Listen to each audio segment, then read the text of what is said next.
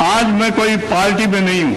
मैं आपको बता दूं 1952 में बीजेपी में बना था और अभी जब वाइस प्रेसिडेंट बना तो मैं राजनीति से उसका त्याग पत्र दे दिया।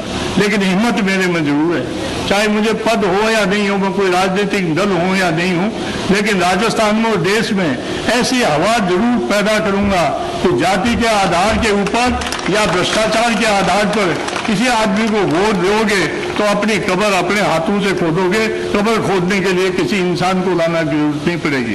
कि चुनाव के मौके पर भी इस बात का ध्यान रखें कि कोई भ्रष्ट आदमी तो चुनाव नहीं लड़ रहा है।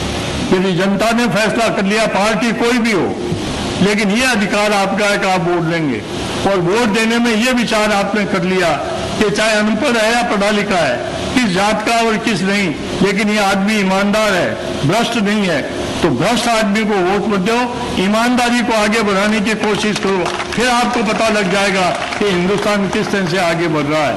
आज हमने इस बीमारी का इलाज इस ढंग से तो किया नहीं और दुर्भाग्य है इस देश में हमने जातिवाद फैला दिया। मैं हूं राजपूत, तो लोग कहेंगे कि राजपूत का वोट भैरू सिंह को पड़ना चाहिए। जाति के हिसाब से सोच रहे हैं, ये बहुत बड़ा संघर्ष है और देश के लिए घातक है और जातियों के लिए घातक है।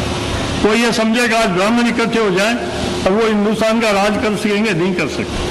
कोई ये समझ ले राजपूत इकट्ठे हो जाए वो हिंदुस्तान का राज कर लेंगे, नहीं कर सकते।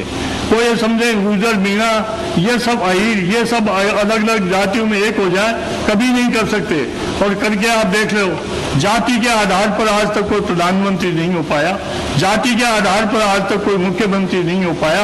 आम जनता के वोट से मुख्यमंत्री बना है और आम जनता के वोट से हिंदुस्तान का प्रधानमंत्री बना है। इसलिए इस पर विचार करके चलो। ये जातिवाद जो चाह रहा है, ये जातिवाद, ये कुछ लोग चुनाव जीतने के लिए जातिवाद फैलाते हैं। देखिए, मैं हूँ राजपूत, मैं राजपूतों के गाँव में जाऊँ या और कहीं जाऊँ तो मुझे कहना पड़ेगा भाई राजपूत के वोट तो मुझे मिलने चाहिए। अरे भाई राजपूत के वोट तो मुझे मिल गए, लेकिन राजपूत को वोट मिलने के बाद भी मैंने दिया क्या है? जाट के वोट तो मुझे मिल गए, लेकिन जाट को मैंने दिया क्या है?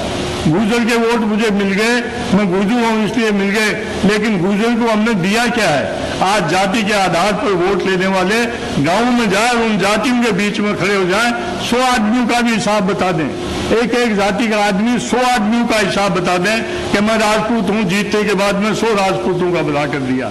मैं गुर्जर हूं, जीतने के बाद में 100 गुर्जरों का भला कर दिया। मैं अहीर हूं और जीतने के बाद में 100 अहीरों का भला कर दिया। तो कोई भला नहीं। चुनाव के दिनों में जब हवा चलती है वोट का बेटी, वो क्या वोट बेटी जात को, वोट बेटी जात को, तब मैं कई बार समझता हूँ दुनिया में हो क्या गया।